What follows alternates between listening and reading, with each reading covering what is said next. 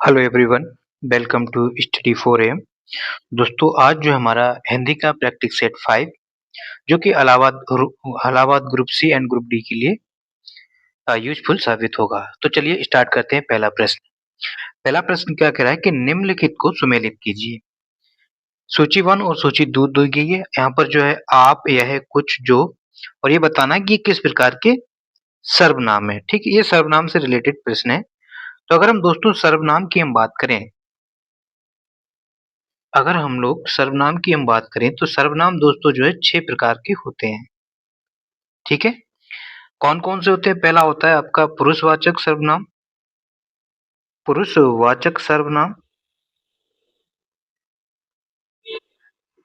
दूसरा होता है दोस्तों निश्चयवाचक सर्वनाम। ठीक है। तीसरा होता है दोस्तों अनिश्चयवाचक सर्वनाम। चौथा होता है दोस्तों प्रश्नवाचक सर्वनाम। और पांचवा होता है आपका संबंधवाचक सर्वनाम। छठा होता है दोस्तों निजवाचक सर्वनाम। आखिर ये पुरुषवाचक सर्वनाम, निश्चयवाचक, अनिश्चयवाचक, प्रश्नवाचक, संबंधवाचक और निजवाचक, ये सर्वनाम में कौन से सर्वनाम आ जाते हैं? अगर हम दोस्तों पुरुषवाचक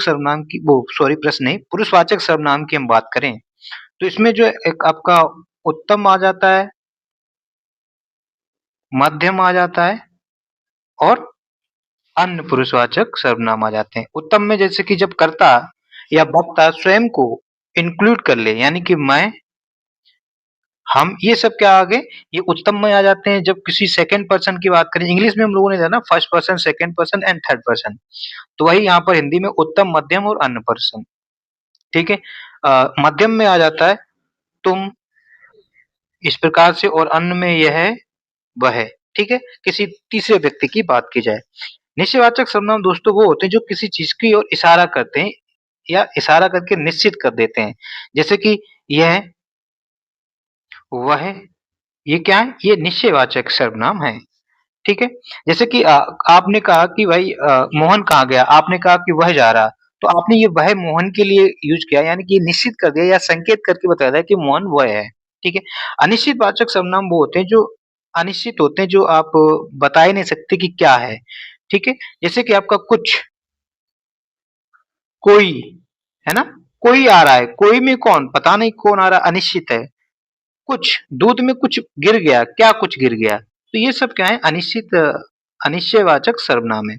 प्रश्नवाचक सर्वनाम में वो सर्वनाम जो प्रश्न करते हैं, प्रश्नवाचकों के सरल है, जैसे कि क्या,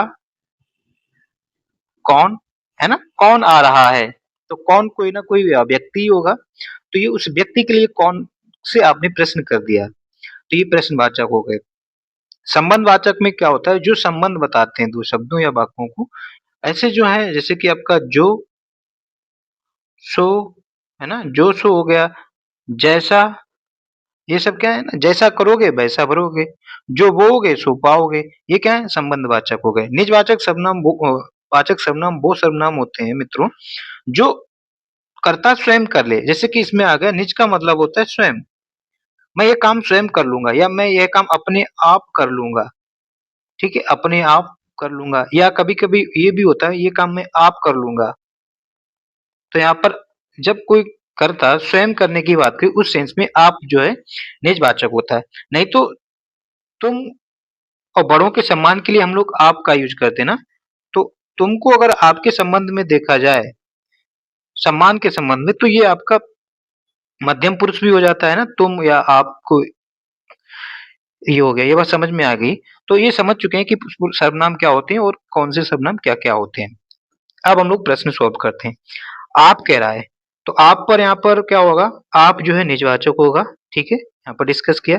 यह है, ये क्या है? एक निश्चयवाचक सर्वनाम है ना, यह है, तो इसका ये होगा। कुछ, कुछ पता नहीं क्या है, ये अनिश्चित हो गया। और जो आपका संबंधवाचक हो गया। ये बात क्लियर हुई होगी, तो इसका आंसर जो हो जाएगा, ए का 3, बी का 1, ए का 3, बी का 1, ए का 3, बी का 1, दोनों में बराबर सी का 4। तो सी का 4 यहाँ पर है, तो इसका राइट आंसर जो हो जाएगा सी हो जाएगा। दोस्तों ये इम्पोर्टेंट है। अब आप अगर ये 6 प्रकार के समझ चुके हैं तो अब कोई सा भी प्रश्न आएगा आप आराम से कर लेंगे। क्लियर? तो प्रश्न नंबर 2 की बात करते हैं। कह रहा है कि निम्नलिखित में से जातिवाचक संज्ञा शब्द नहीं है। अगर दोस्तों संज्ञा की हम बात करें तो संज्ञा जो है 5 प्रकार की होती है। ठीक, संज्ञा 5 प्रकार की होती है। ये भी प्रश्न पूछा जा सकता है कि संज्ञा के कितने प्रकार होते हैं? 5 प्रकार होते हैं। कौन-कौन से होते हैं? एक आपका होता है व्यक्तिवाचक, ठीक है? व्यक्तिवाचक संज्ञा। दूसरा होता है दोस्तों जातिवाचक संज्ञा, जातिवाचक संज्ञा, ठीक है? तीसरा होता है आपका समूहवाचक संज्ञा, चौथा होता है आपका भाववाचक संज्ञा, भाववाचक संज्ञा और 5वां होता है दोस्तों द्रव्यवाचक संज्ञा, द्रव्यवाचक संज्ञा, ठीक है? व्यक्तिवाचक संज्ञा वो होती है जो किसी व्यक्ति या वस्तु का नाम बताए, अर्थात हम अपनी सिंपल भाषा में कहें किसी भी व्यक्ति या वस्तु का पर्सनल नाम, वो उसका व्यक्तिवाचक संज्ञा होती है, ठीक है? संज्ञा का मतलब होता है किसी भी वस्तु की पहचान या नाम, तो उसका पर्सनल नाम क्या है? जैसे कि आप हैं, आपका नाम माना कि सोहन है, तो आप हैं तो आप हालाँकि एक लड़के बट आपका पर्सनल नाम सोहन है। आपका कोई कुत्ता है, ठीक? कुत्ता तो आपका जातिवाचक है, कुत्ते तो बहुत बट आपका कुत्ता का नाम माना कि टॉमी है, ठीक है? टॉमी, ठीक है? तो ये उसका पर्सनल नाम हो गया टॉमी। तो व्यक्तिवाचक नाम क्या होते हैं समझ गए? किसी वस्तु या व्यक्ति का व्यक्तिगत नाम या पर्सनल नाम। तो उसका जो है व्यक्तिवाचक संज्ञा होता है। जातिवाचक संज्ञा वो होती है जो उस नाम को सुनकर आप कन्फर्म ही ना कर पाएँ किसकी, यानी कि वो उस नाम के सभी पूरी जाति का बोध करा दे। जैसे कि गाय, कौन-सी गाय भाई? गाय का मतलब बहुत सारी गायें हैं, तो एक में मन में सभी गाय। कुत्ता, कौन-सा कुत्ता? सभी कुत्ते, है ना? नदी, भाई कौन-सी नदी? सभी नदी। तो आपने एक चीज़ नोटिस किया होगा कि जितनी भी व्यक्तिवाचक संज्ञाएँ होती हैं, उनके पर्सनल नाम जो है उनके व्यक्तिवाचक नाम होते हैं ना? तो वो सारी जो है जातिवाचक संज्ञा हो गई। जाति-वाचक संज्ञा में जैसे कि आपका नदी, लड़का, एक ट्रिक या बताऊँ कॉन्सेप्ट ये है कि यहाँ पर हम किताबी भाषा से नहीं सीखेंगे, हम अपने देसी भाषा से सीखेंगे। अच्छा आप जातिवाचक नाम ऐसा कोई भी नाम चुनें जिससे आप कन्फर्म ना कर पाएँ कि किसकी बात कर रहे हैं, यानी कि आपके मन में सभी आ जाए, उन सभी की बात आ जाए। क्या आप बोलने से भाई क्या किसकी बात कर रहे हैं? नदी? कौन-सी नदी? है ना? तो यानी कि ये सभी क्या है जातिवाचक। समूहवाचक एक समूह की बात करता है, आपको लगेगा कि अरे भीड़ में आ रहे हैं, जैसे कि आपका भीड़, सेना, है ना? कक्षा, ये क्या है? एक समूहित्व है। भाववाचक वो होते हैं जो नॉट टच नॉट सीन, ऐसे नाम सुनो सुनकर जिसको आप ना देख सकते, ना ही छू सकते बट महसूस कर सकते हैं, है ना? जैसे कि बीमारी, ईमानदारी, है ना? बीमारी आप नहीं दे सकते हैं, आप बीमारी देख सकते हैं? नहीं दे सकते हैं। उस बीमार व्यक्ति को महसूस कर सकते हैं, है ना? तो ये भाववाचक। द्रव्यवाचक संख्या वो होते हैं जो किसी द्रव्य या पदार्थ या मटेरियल से बन के बनी होती हैं।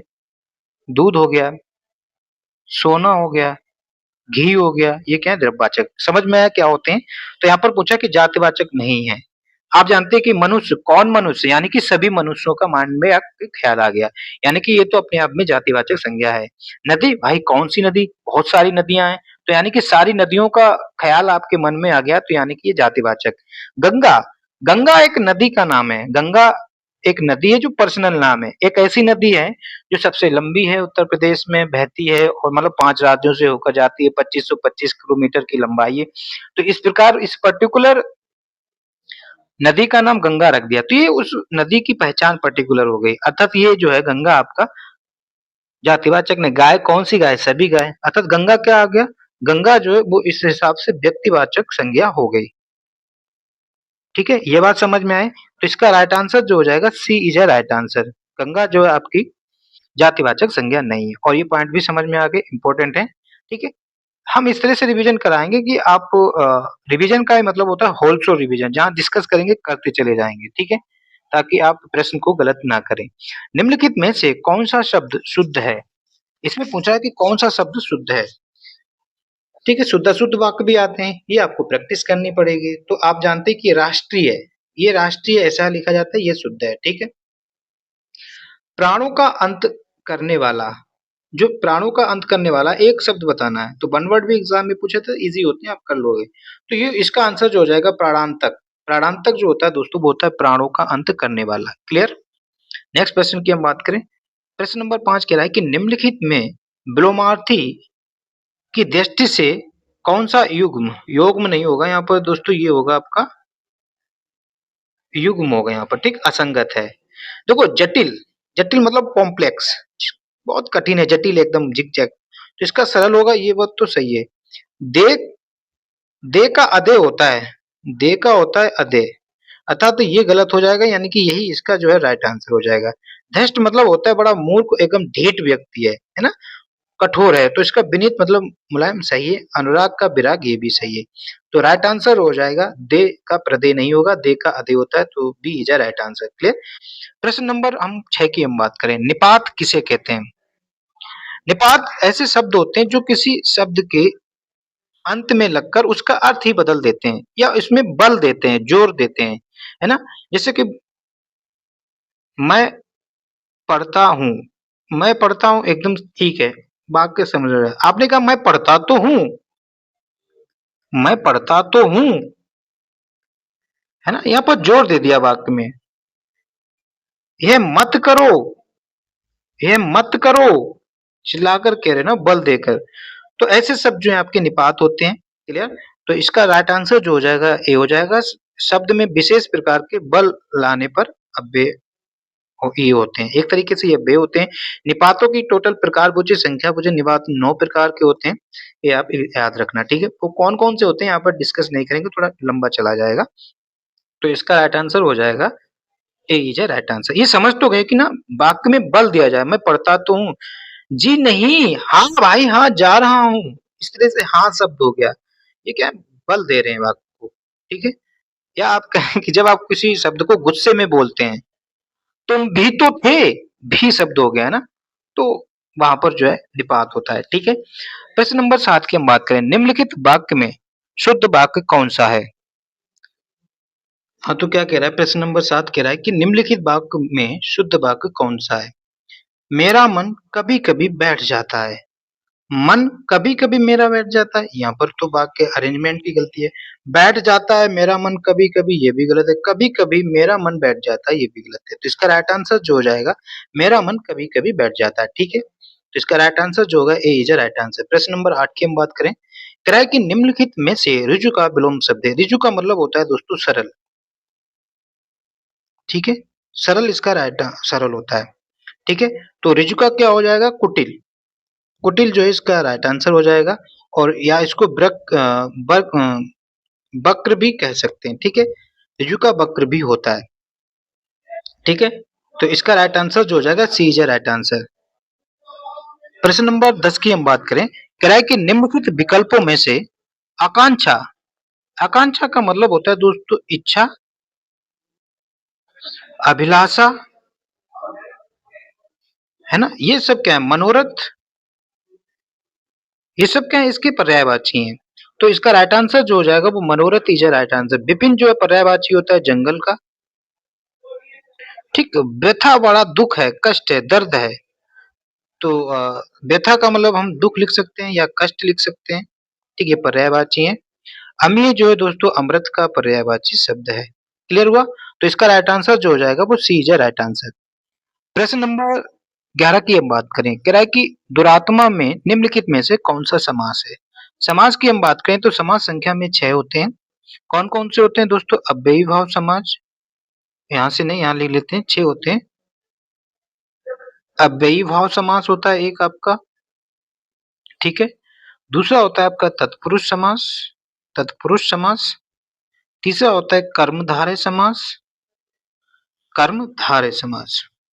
होता है आपका द्विगु समास, द्वंद्व समास और आपका बहुव्रीहि समास, ठीक है। कौन सा होता है? बहुव्रीहि समास, ठीक। बहुव्रीहि की हिंदी में ऐसे लिखा जाता है, ये याद रखेंगे, शुद्ध शुद्ध में आता है। अव्ययी भाव समास वो होता है जिसमें अव्यय लगा होगा ना, जैसे कि भरपेट, है ना, यथाशक्ति, यथा शक्ति, इस तरह से तत्पुरुष में क्या होता है कि जो इसका उत्तम पद होता है वो क्या होता है, उत्तम पद जो है इसका मुख्य होता है। कर्मधारय समाज में होता है जब आपके विशेषण और विशेष्य की बात की जाए, ठीक, विशेषण और विशेष्य की बात की जाए, जैसे कि ये यहाँ पर दुरात्मा ले लेते हैं। दुरात्मा में क्या है, बुरी है जो आत्मा, ठीक, दुरात्मा का मतलब है बुरी है जो आत्मा, ठीक। आत्मा कैसी है, बुरी है, यानी कि इस बुरी की आत्मा की विशेषता ये है बुरी, ठीक है। तो यहाँ पर क्या, ये विशेषण हो गया, ये विशेष हो जाता है। पर विशेषण और विशेष की बात की जाए वहां पर कर्मधारय समास होता है। तो इसका राइट आंसर जो हो जाएगा वो हो जाएगा कर्मधारय समास।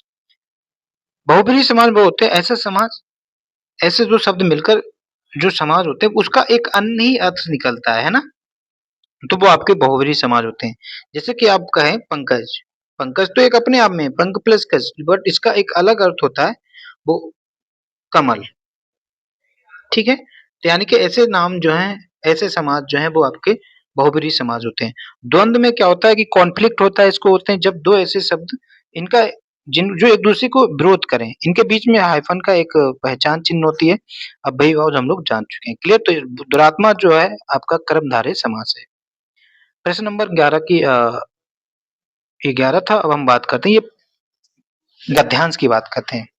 कह रहा है कि गद्यांश को पढ़कर और प्रश्न 12 से 17 तक उसके उत्तर दीजिए, ठीक है, पढ़ लेते हैं। कह रहा है कि आदमियों की तिराजत करना मूर्खों का काम है, ठीक। आदमियों की तिराजत करना किसका काम है, मूर्खों का काम है। सोने और लोहे के बदले मनुष्य को बेचना मना है, ठीक।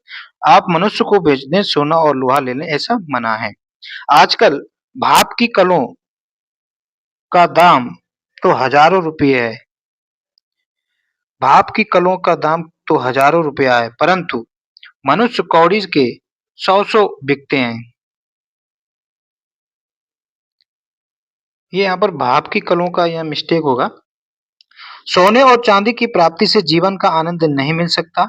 सच्चा आनंद तो मुझे मेरे काम में मिलता है।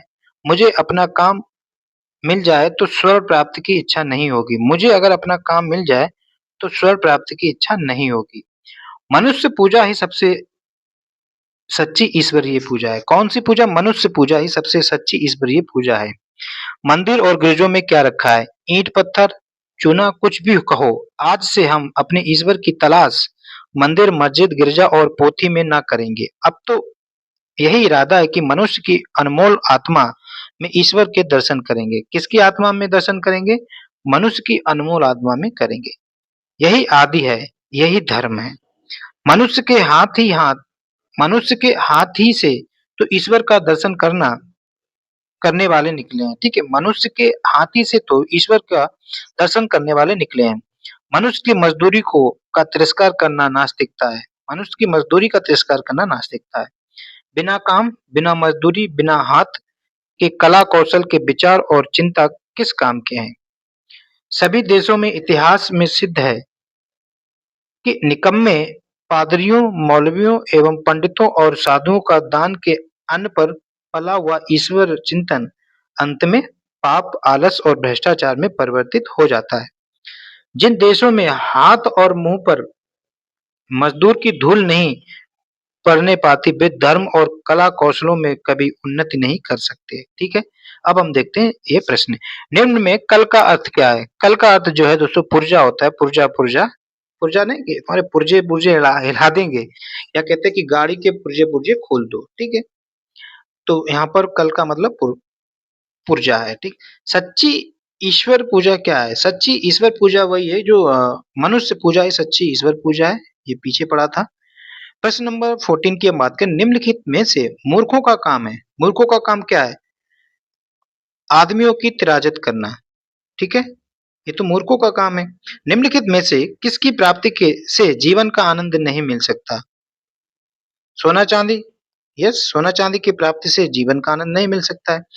किनके बिना कला कौशल के विचार और चिंता व्यर्थ है, मोटर गाड़ी, सोना, भवन और मजदूरी।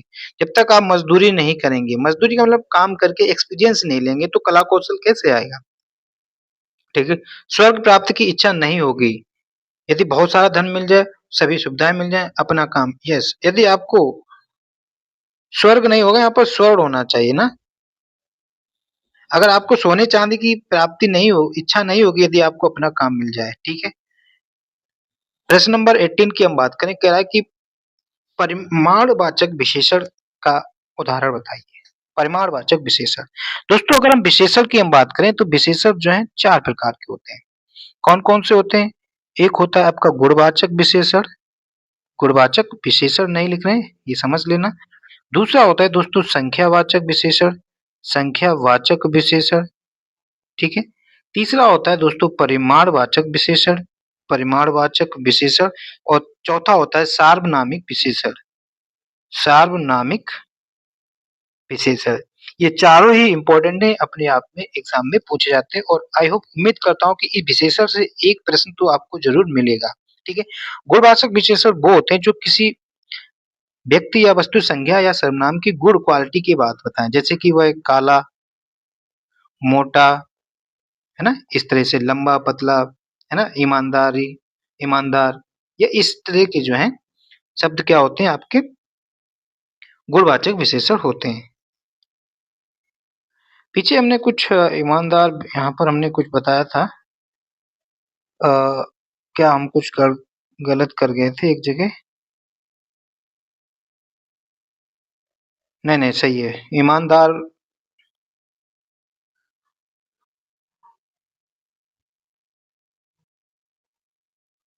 ठीक है, तो ईमानदार हो गया, व्यक्ति कैसा है? ईमानदार है, ये उसके गुण हैं, ठीक है। कंफ्यूजन था ईमानदार और ईमानदारी में, ईमानदारी आपकी संज्ञा होगी, ठीक है। संख्यावाचक वही सर्वनाम होते हैं जो विशेषण होते हैं जो संख्या को बताते हैं ना, जो क्या करें संख्या को बताएं, संख्या बताते हैं, संख्यावाचक हो गया, क्लियर। जैसे कि 2, 3, ढाई किलो, दर्जन, ये सब क्या है? दर्जन, किलो नहीं, संख्यावाचक। फिर संख्यावाचक में भी कई प्रकार होते हैं, हाँ? जैसे कि गणनावाचक, क्रमवाचक, आवृत्तिवाचक और समुदायवाचक, आपका प्रत्ययवाचक, समुच्चयवाचक, ठीक। परिमाणवाचक वो होते हैं जो परिमाण बताएं, माप तौल, ऐसे जो नाप तौल बताएं, है ना, या मात्रा बताए, वो आपका होगा परिमाणवाचक। सार्वनामिक विशेषण वो होते हैं जो सर्वनाम से प्रयोग होकर बनते हैं। ये भी आपके फिर 4 प्रकार के होते हैं, जिसमें निश्चितवाचक सर्वनाम, सार्वनामिक विशेषण, अनिश्चितवाचक सार्वनामिक विशेषण, प्रश्नवाचक सार्वनामिक विशेषण और संबंधवाचक सार्वनामिक विशेषण, ठीक है। ये सर्वनाम से बनते हैं। तो अब ये हम देखते हैं क्या है। परिमाणवाचक विशेषण पूछा है, परिमाणवाचक विशेषण वो होते हैं दोस्तों जो परिमाण, मात्रा या क्वांटिटी को बताएं। तो रोज-रोज, वो रोज-रोज करता है, रोज-रोज मतलब प्रत्येक दिन करता है। तो ये तो आपका संख्यावाचक का एक टाइप हो गया। कौन सा वाला टाइप हो गया? रोज-रोज, प्रत्येक, हर और एक-एक। ये क्या है? ये आपका एक प्रत्येक वाचक सर्वनाम आ गया, ठीक है। सर्वनामिक विशेषण है। प्रत्येक वाचक का एक विशेषण है, ठीक है, जो कि आपका संख्यावाचक है। मन भर, है ना, मन भर, मुट्ठी भर, मन भर अनाज दिया उन्होंने, मतलब एक मात्रा बता दी ना, मन भर उसने मुझे सोना चांदी दिया, ठीक है। तो ये क्या आपके हो गए? परिमाणवाचक हो गए। तो परिमाणवाचक आपका क्या हो गया? मन, अनाज। सकल संसार, हम सब एक समुदाय की बात कर दी गई, हम सब चारों लड़के, दोनों भाई, ये क्या है? समुदायवाचक विशेषण होते हैं, क्लियर। तो इसका राइट आंसर जो हो जाएगा बी इज राइट आंसर, मन, अनाज जो है आपका परिमाणवाचक विशेषण है। प्रश्न नंबर 19 की हम बात करें, कह रहा है कि निम्नलिखित में से गुणवाचक विशेषण का उदाहरण क्या है? कुछ कुछ तो आपका पता नहीं, अनिश्चित है, तो ये तो दोस्तों अनिश्चित, ये आपका अनिश्चित सार्वनामिक विशेषण हो गया, क्योंकि कुछ आपका एक सर्वनाम भी होता है और सर्वनाम से बने हुए विशेषण सार्वनामिक विशेषण होते हैं, ठीक है। तो ये अनिश्चित वाचक सार्वनामिक विशेषण हो गया। 100 गुना, जब दोस्तों जहाँ पर गुना होना की बात की जाए तो वो आपका संख्यावाचक का जो टाइप होता है, कौन सा? आवृत्तिवाचक। तो ये जो है दोस्तों आवृत्तिवाचक विशेषण है, और आवृत्तिवाचक जो है एक संख्यावाचक विशेषण का टाइप है, संख्यावाचक विशेषण का टाइप है। तो गुना वाले आपके क्या होते हैं? आवृत्तिवाचक विशेषण होते हैं, जो संख्यावाचक विशेषण के अंतर्गत आता है। प्रशस्ति का मतलब होता है प्रशंसा करने योग्य, प्रशंसा करने योग्य, ठीक है। तो वो प्रशंसा करने के योग्य है। तो प्रशंसा करने के योग्य यानी कि उसकी कोई क्वालिटी होगी अच्छी, गुण होगा, अतः प्रशस्त जो है आपका गुणवाचक विशेषण का उदाहरण है। 4 आपका संख्या बता रहा है, तो ये संख्या का भी आपका गुणवाचक हो गया। 4 जो आपका गणनावाचक विशेषण है और ये संख्यावाचक विशेषण का एक टाइप है। ठीक है, संख्यावाचक विशेषण का एक टाइप है। क्लियर हुआ? तो इसका राइट आंसर हो जाएगा प्रशस्त जो है आपका गुणवाचक विशेषण है, इंपॉर्टेंट है। प्रश्न नंबर 20 की हम बात करें, तो कह रहा है कि इनको मैच करना है, दुस्साहस में कौन-सा उपसर्ग लगा है, दुःख में क्या होता है, दुर्गुण में क्या होता है, दुष्कर्म में क्या होता है। तो दुस्साहस का दोस्तों ये हो जाएगा सी, दुःख का ये विसर्ग वाला हो जाएगा ना ये, दुर्गुण का मतलब दुर्गुण और दुष्कर्म का मतलब ये। यानी कि आपका हो जाएगा ए का 3, बी का 4, 3 का 2, 3 का 1 और 4 का 2। यानी कि 3 4 1 2, 3 4 1 2, 3 4 1 2। तो इसका राइट आंसर जो हो जाएगा वो D is right answer. Clear? कह रहे हैं कि निर्वासन शब्द में उपसर्ग है। उपसर्ग वो होते हैं जो किसी शब्द के पहले जुड़ जाते हैं। ठीक है, वो क्या होते हैं? उपसर्ग होते हैं। ठीक है, तो निर्वासन में क्या है? नी आपका क्या होगा? नहीं, निर प्लस आसन, तो इसका होगा निर प्लस आसन होगा ना, निर्वासन। तो ये हो जाएगा निर प्लस आसन निर्वासन। तो इसका राइट आंसर जो हो जाएगा डी इज राइट आंसर हो जाएगा। ठीक है, निर्वासन का क्या होगा? उपसर्ग निराशा शब्द में निम्नलिखित में से कौन सी संधि है? संधि की हम बात करें दोस्तों, संधि 3 प्रकार की होती है। ये एग्जाम में पूछा जाता है कि संधि के किन प्रकार होते हैं, कौन-कौन सी 3 प्रकार होते हैं? ये देख लेते हैं। एक तो आपका दोस्तों स्वर संधि होती है, दूसरी आपकी व्यंजन संधि होती है और तीसरी जो है विसर्ग संधि होती है। ठीक, विसर्ग संधि होती है। ठीक है, ये याद होनी चाहिए। फिर ये स्वर संधि 5 प्रकार की होती हैं। वो 5 प्रकार कौन-कौन से होते हैं ये देख लीजिए। पहला आपका होता है दीर्घ स्वर संधि, फिर आपका होता है दीर्घ संधि, एक होता है वृद्धि, यड़, गुण और अयाधि। ठीक है, सीक्वेंस में नहीं है, ऐसे याद रख सकते हैं। दीर्घ संधि होती है आपकी, वृद्धि संधि होती है, यड़ संधि होती है, गुण संधि होती है और अयाधि संधि होती है। स्वर संधि में क्या होता है कि स्वरों का मेल होता है। जब 2 स्वर मिलकर स्वर का ही निर्माण करते हैं तो वो आपकी स्वर संधि होती है। ठीक है, व्यंजन संधि और विसर्ग संधि में आपके विसर्ग का यूज होता है। तो निराशा में हम अगर संधि विच्छेद करें तो ये होगा नी प्लस आशा। ठीक है, नी प्लस आशा, तो ये हो जाएगा निराशा। और नी में ये लगा आपका विसर्ग, तो ये आपकी क्या हो जाएगी? विसर्ग संधि हो जाएगी। ठीक है, बाकी संधि एक अलग टॉपिक है और यहाँ पर अभी समय नहीं है, आपको एग्जाम जल्दी आने वाला है, तो बस आपको इतना तो एटलीस्ट पता होना चाहिए। ठीक है, प्रश्न नंबर 23 की हम बात करें, कह रहा है कि रंग जमाना, अरे उसने तो रंग जमा दिया, एकदम धाक जमा दिया। तो इसका हो जाएगा 2, रूह कांपना, अरे डर जाना बहुत, उसकी तो रूह कांप गई, यानी कि बहुत ज्यादा डर जाना। ठीक है, मैदान मान लिया, अरे उसने तो मैदान फतेह कर दिया है ना। हर मैदान फतेह कर, ये गाना है ना, हर मैदान फतेह कर, तो ये क्या हो जाएगा? विजय प्राप्त करना। मैदान मारने का मतलब विजय प्राप्त करना। मुंह फुला के क्यों बैठे हो भाई? अप्रसन्न हो, एकदम निराश क्यों बैठे हो, गुस्से में क्यों बैठे हो? तो ये इसका डी का 1 हो जाएगा। तो क्या हो जाएगा इसका?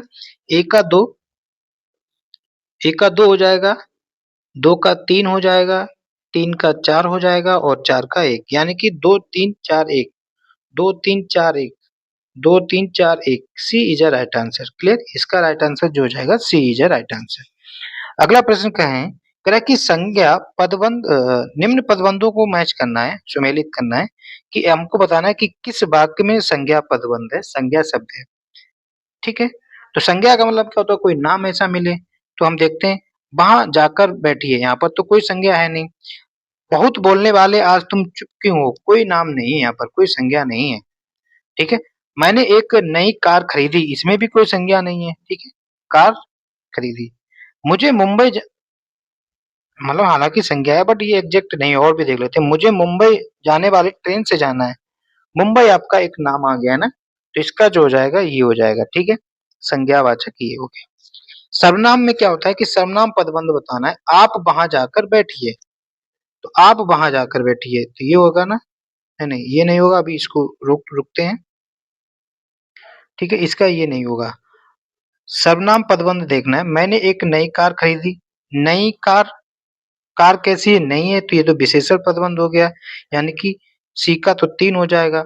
क्रिया पदबंध क्या है? क्रिया, जाकर बैठिए, जाकर और बैठिए, यहाँ पर क्रिया बता दी गई, तो इसका जो हो जाएगा डी का 1 हो जाएगा। विशेषण पदबंध में क्या हो जाएगा?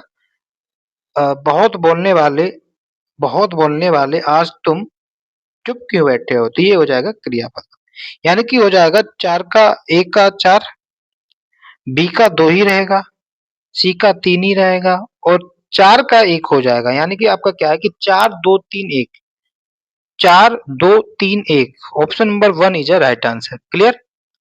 प्रश्न नंबर 23 की हम बात करें, कह रहा है कि चा छा वर्ण उच्चारण कौन सा स्थान है? ठीक है, चा और छ का उच्चारण स्थान हमारे मुख से किस पार्ट से किया जाता है? ठीक, अगर दोस्तों हम व्यंजन की हम बात करें, ठीक, व्यंजन मुख्यतः जो है 33 प्रकार के 33 होते हैं, ठीक, मुख्यतः बता रहे हैं, मुख्यतः व्यंजन जो है 33 होते हैं, ये एग्जाम में आ चुका है। फिर इनमें भी जो है होता है कई प्रकार के, ये डिवाइड होते हैं व्यंजन, इसमें आपका आता है स्पर्श व्यंजन, स्पर्श व्यंजन, स्पर्श व्यंजनों की संख्या अगर पूछी जाए तो दोस्तों होती है 25। कौन कौन सी होती है? जिसमें आपके का वर्ग, ठीक, का चा टा ता पा, ये याद होना चाहिए, का चा टा ता पा, का चा टा ता पा, का चा टा ता पा, ठीक है, का वर्ग के, टा वर्ग के, चा वर्ग के, टा ता पा वर्ग के, ता वर्ग के और पा वर्ग के, ठीक। तो ये का चा टा ता पा, ये 5 वर्ग हैं और हर एक वर्ग में 5-5 व्यंजन होते हैं, 5-5 वर्ण होते हैं, ठीक।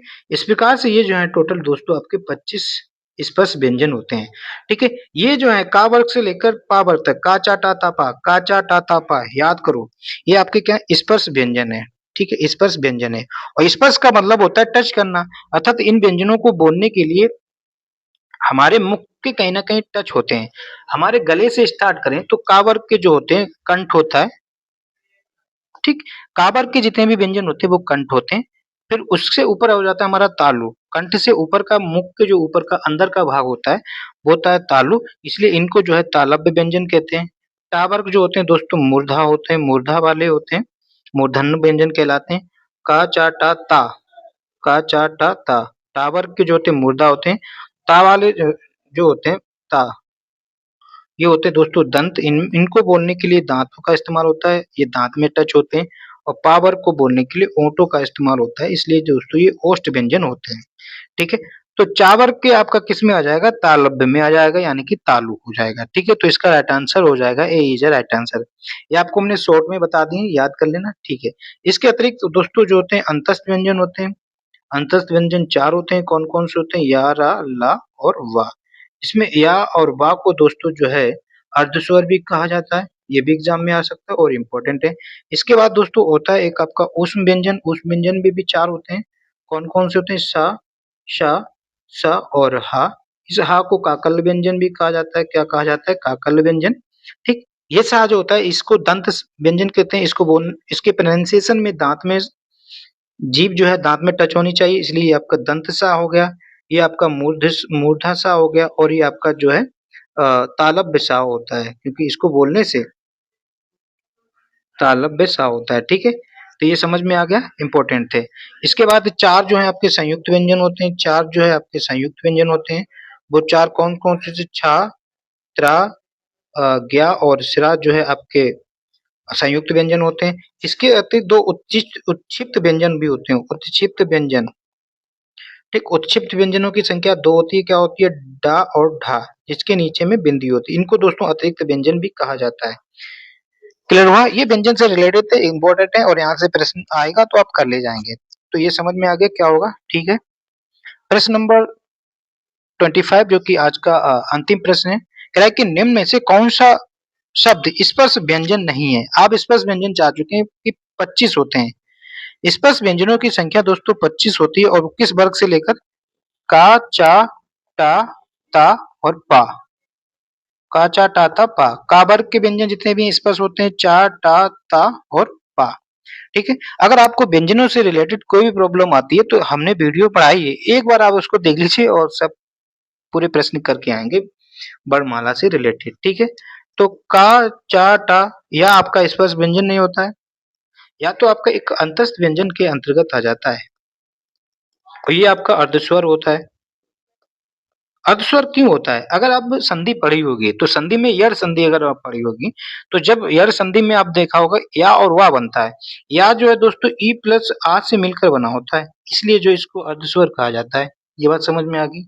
वा भी आपका अर्धस्वर होता है, क्योंकि वा जो है आपका उ और आ से मिलकर बना होता है ना, उ और आ से, इसलिए जो है इनको क्या कहते हैं, अर्धस्वर कहा जाता है। ठीक है?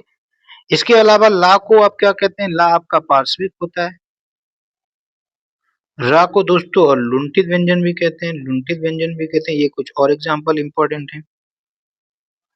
ठीक है? तो चलिए ये प्रश्न उम्मीद करता हूँ कि ये सेशन जो है आपको पसंद आया होगा और रिवीजन करने में आपको काफ़ी हेल्प मिली होगी ना। इससे क्या होगा कि हम जो डिस्कस कर देते हैं ना, आपका कॉन्फिडेंस लेवल बढ़ेगा। हाँ, आपने काफ़ी कुछ पढ़ लिया है। और पढ़ने का यही तरीका बेस्ट होना चाहिए, मल्टीपल रिवीजन करते रहिए और अच्छे से तैयारी करते रहिए, कम समय जितना ज़्यादा रिवीजन कर पाएँ करें। और हम आपको अभी 1-2 10 सेट हिंदी के कराने की कोशिश करेंगे। सो अगर आपको सेशन अच्छा लगा हो तो लाइक कर दें, चैनल में नए हैं तो सब्सक्राइब कर लें। जय हिंद, जय भारत।